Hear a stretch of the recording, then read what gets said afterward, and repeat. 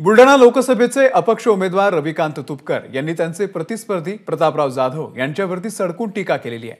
परवा त्यांनी माझी लायकी काढली, आता त्यांची लायकी जनता काढणार आहे। मला मिळत असलेल्या जनतेमधून प्रतिसादामुळे त्यांच्या पायाखालची वाळू सरकलेली आहे, ज्यामुळे ते आमच्या कार्यकर्त्यांना धमक्या देत आहेत, असा आरोप देखील तुपकर यांनी केला आहे। जाधवांमध्ये हिंमत असेल तर त्यांनी मोदींच्या चेहऱ्याची मदत न घेता माझ्यासारखं स्वतंत्र लढवून दाखवावं, असं चॅलेंज देखील तुपकरांनी दिलंय। बुलढाणा लोकसभा मतदारसंघासाठी आता निवडणुकीचा प्रचार हा शिगेला पोहोचलेला आहे। मतदानाला केवळ 14 दिवस उरलेले आहेत आणि त्यामुळे उमेदवारांच्या आरोप आणि प्रत्यारोपाच्या फैरीही जडत आहेत। आपल्यासोबत शेतकरी नेते रविकांत तुपकर आहेत। भाऊ, बुलढाणा लोकसभेसाठी आता जवळपास चित्र स्पष्ट झालेलं आहे, आपली लढत कुणाची आहे? नाही, मुळामध्ये ही लढत काही रविकांत तुपकर विरुद्ध प्रतापराव जाधव अशी नसून सामान्य जनता विरुद्ध धनदांडगे प्रतापराव जाधव अशी लढत आहे।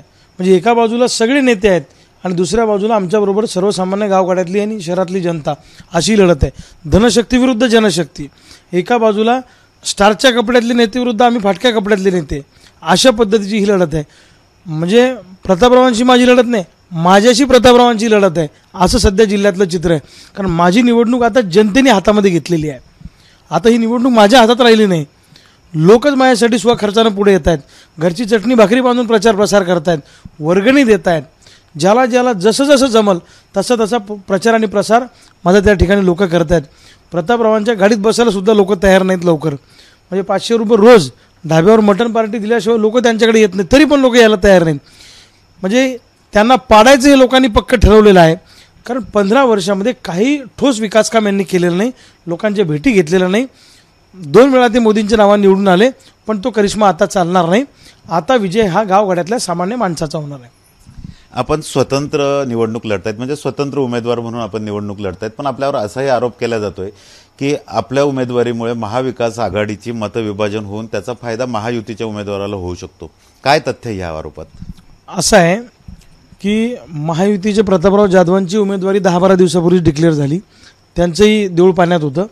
आणि महाविकास आघाडीची उमेदवारी 10-12 दिवसापूर्वी उमेदवाराची डिक्लेअर झाली। माझी उमेदवारी तर 5 वर्षापूर्वी डिक्लेअर झालेली आहे। मी 5 वर्षापासून सांगतोय की मी लढणार आहे, कारण गावगाड्यातल्या सामान्य माणसांनी आणि जिल्ह्यातल्या जनतेने माझी उमेदवारी डिक्लेअर केली आहे। मला काही दिल्लीला जाऊन किंवा कुठे मुंबईला जाऊन कोणाच्या दारात जाऊन तिथे काही मुजरा घालावा लागला नाही तिकिटासाठी। माझा पक्ष जनता आहे, माझं तिकीट जनता आहे, माझा बँक बॅलन्स जनता आहे, माझं जे काही आहे ते जनता आहे। त्यामुळे मला लढायचं हे ऑलरेडी फायनल 5 वर्षापूर्वी झालेलं आहे। हे आता वेळेवर आले तिकीट घेऊन, असं कसं म्हणता येईल? आणि जर फाईट माझ्याशी आहे, सगळे सर्वे असं सांगतायत, विद्यमान खासदाराची फाईट माझ्याशी आहे, तो उठापडिवाड्यांचा प्रश्न येतो कुठे? आणि मला काही एका विशिष्ट विचारधारेचे लोक किंवा विशिष्ट समाजाचे लोक मला हे नाही करत, सगळ्या जाती धर्माच्या लोक मला त्या ठिकाणी लाईक करतात आणि मला सगळ्यांचा चांगला पाठिंबा मिळतो आहे। ग्रामीणमध्ये तर मी नंबर 1ला आहे, पण शहरी लोकांचा सुद्धा भरभक्कम पाठिंबा मिळतो आहे। लोकांच्या मनामध्ये परिवर्तन आहे।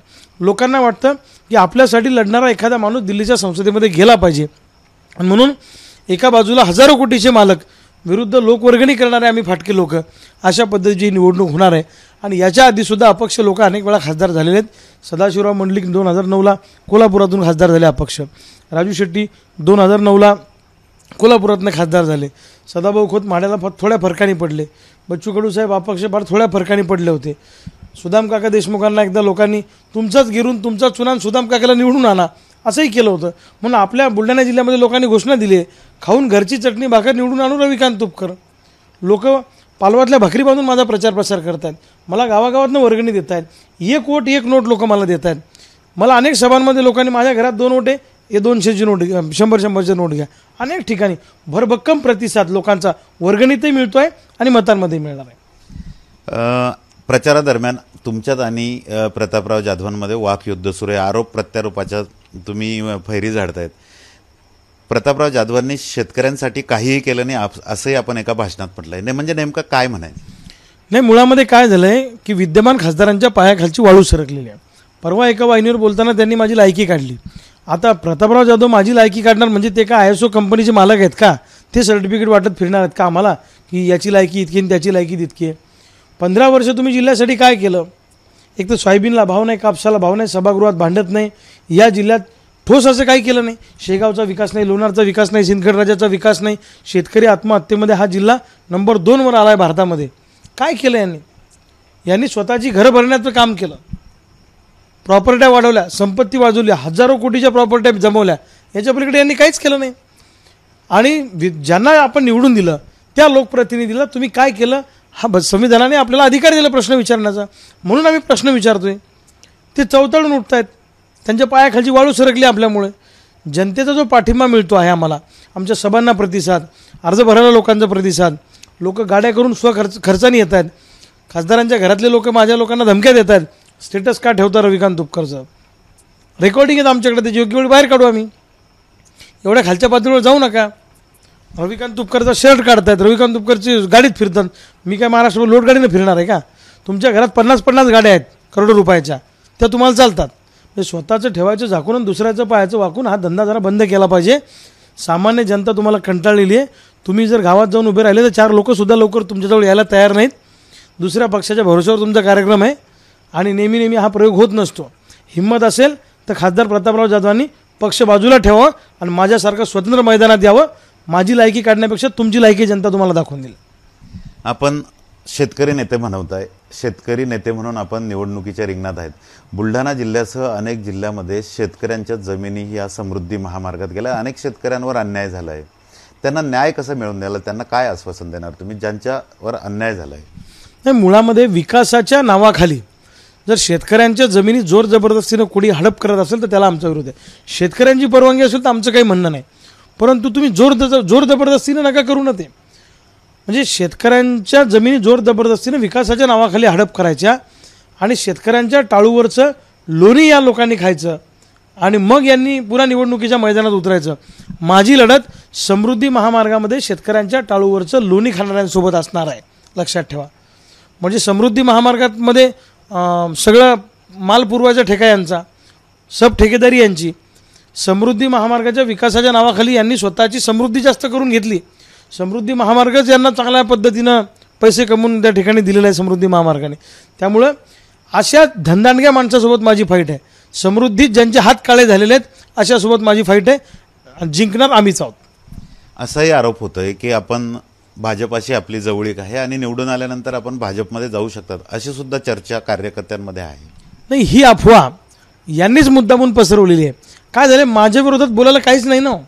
आजही भारतीय जनता पार्टीच्या विरोधात किंवा या सरकारच्या विरोधात, केंद्र सरकारच्या, राज्य सरकारच्या विरोधात जितक्या ताकदीनं मी बोलतो किंवा टीका करतो आक्रमकपणे, तितकं कोणीच करत नाही. उलट हे सरकार मला तुरुंगात टाकायसाठी मागं लागलं आहे, मी लोकसभेत उतरू नये म्हणून. ही अफवा यांनी पसरवलेली आहे लोकांमध्ये की रविकांत तिकडे जाणार, रविकांत तिकडे जाणार. अरे जायचं असतं तर 22 वर्षात नसतो गेलो मी. 22 वर्ष मी एकाकी झुंज देतो, सामान्य माणसाचा लढा देतो, सामान्य लोकांना घेऊन लढा देतो आहे. आणि मला ऑफर आल्या नसतील का? आजही मी कोणत्याही पक्षात गेलो तर मागच्या दारानं मी कधी MLC आमदार होऊ शकतो, त्यात काय मोठी गोष्ट आहे. पण मला तसं करायचं नाही आहे. मला निवडून आल्यावर स्वतंत्र राहायचं आहे आणि हा झेंडा स्वतंत्रच मी ठेवणार आहे. कारण हा चळवळीचा जो स्पेस आहे, हा चळवळीचा विचाराचा वारसा पूर्ण ताकदीने महाराष्ट्रभर आणि देशभर मला त्या ठिकाणी घेऊन जायचं आहे. त्यामुळं आम्ही स्वतंत्र विचाराचे आहोत, स्वतंत्र विचारानेच राहणार आहोत. ह्या अफवा फक्त लोकांमध्ये संभ्रम निर्माण करण्यासाठी काही मंडळी त्या ठिकाणी करतायत. त्या अशा आरोपांना, अफवांना मी भीक घालत नाही. आपल्याला पाना हे चिन्ह मिळालं आहे. आगामी काळात आपला पाहणा कुणाचे नट फिट करणार? नाही, नट फिट नाही करणार, नट ढिल्ले करणार. आता 15 वर्ष झाले एक खासदार आहे. आता ही गाडी खराब झाली ना, आता 15 वर्ष झाले. त्या गाडीचे नटबोल्ट आम्ही काढून टाकणार आणि ती गाडी आता भंगारमध्ये विकून टाकणार. हा निर्णय बुलढाणा जिल्ह्यातल्या जनतेने घेतलेला आहे. आणि माझ्याकडं जो पाना निशाणी मला मिळाली आहे, हा पाना 12 भोकाचा पाना आहे, कुठे बी लागतो, मल्टीपर्पज पाना आहे. त्यामुळं या पाण्यानं अच्छांचे नटबोल्ट ढिल्लं करण्याचं काम या बुलढाणा जिल्ह्यातली जनता करणार. तर नक्कीच आगामी काळात मला मिळालेला पाना या चिन्हानं अनेकांचे नट हे मी ढिल्ले करणार. समृद्धी महामार्गात भ्रष्टाचार करणाऱ्या प्रस्थापितांविरुद्ध मी लढणार आहे आणि त्यांच्याशीच माझी खरी लढाई आहे, असं रविकांत तुपकर यांचं म्हणणं आहे. कॅमेरामन शांताराम तायडेसह doctor Sanjay Mahajan, ABP Majha, Buldhana. ABP माझा, उघडा डोळे बघा नीट.